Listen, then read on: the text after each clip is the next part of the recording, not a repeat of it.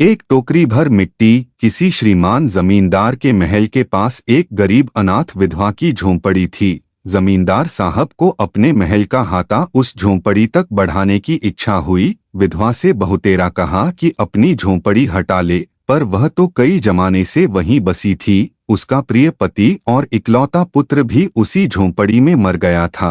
पतोहू भी एक 5 बरस की कन्या को छोड़कर चल बसी थी। अब यही उसकी पोती इस वृद्धाकाल में एकमात्र आधार थी।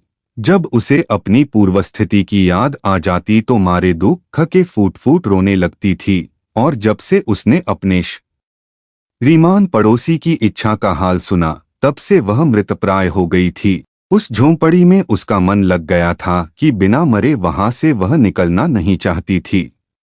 श्रीमान के सब प्रयत्न निष्फल हुए।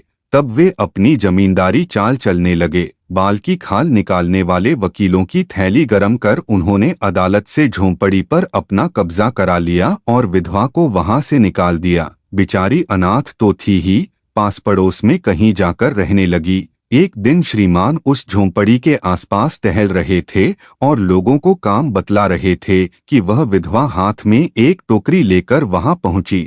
श्रीमान ने उसको देखते ही अपने नौकरों से कहा कि उसे यहाँ से हटा दो, पर वह गिड़गिड़ाकर बोली, महाराज, अब तो यह झोंपड़ी तुम्हारी ही हो गई है। मैं उसे लेने नहीं आई हूँ। महाराज क्षमा करें, तो एक विनती है।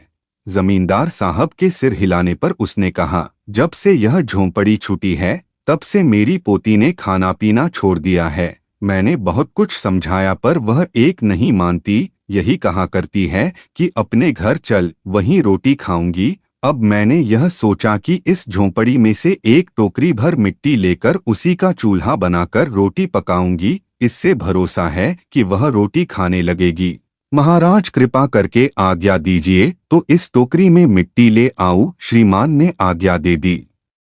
विधवा झोंपड़ी के भीतर गई। वहां जाते ही उसे पुरानी बातों का स्मरण हुआ और उसकी आंखों से आंसू की धारा बहने लगी। अपने आंतरिक दुख को किसी तरह संभालकर उसने अपनी टोकरी मिट्टी से भर ली और हाथ से उठाकर बाहर ले आई। फिर हाथ जोड़कर श्रीमान से प्रार्थना करने लगी, महाराज कृपा करके इस टोकरी को जरा हाथ लगाइए, जिससे कि मैं उसे अपने सिर पर धर लूं। जमींदार साहब पहले तो बहुत नाराज हुए, पर जब वह बार बार हाथ जोड़ने लगी और पैरों पर गिरने लगी तो उनके मन में कुछ दया आ गई। किसी नौकर से न कहकर आप ही स्वयं टोकरी उठाने आगे बढ़े। ज्यों ही टोकरी को हाथ लगाकर ऊपर उठाने लगे, त्यों ही देखा कि यह काम उनकी शक्ति के बाहर है। फिर तो उन्होंने अपनी सब ताकत लगाकर टोकरी को उठाना चाहा, पर जिस स्थान पर टोकरी रखी थी वहां से वह एक हाथ भी ऊंची न हुई। वह लज्जित होकर कहने लगे, नहीं, यह टोकरी हमसे न उठाई जाएगी। यह सुनकर विधवा ने कहा, महाराज नाराज न हो, आपसे एक टोकरी भर मिट्टी नहीं उठाई जाती और इस झोंपड़ी में तो हजारों टोकरियां मिट्टी पड़ी है। उसका भार आप जन्म भर क्यों कर उठा सकेंगे? आप ही इस बात पर विचार कीजिए। जमींदार साहब धनमद से गर्वित हो अपना कर्तव्य भूल गए थे, पर विधवा के उपर्युक्त वचन सुनते ही उनकी आंखें खुल गईं। कृतकर्म का पश्चाताप कर उन्होंने विधवा से क्षमा मांगी और उसकी झोंपड़ी वापस दे दी।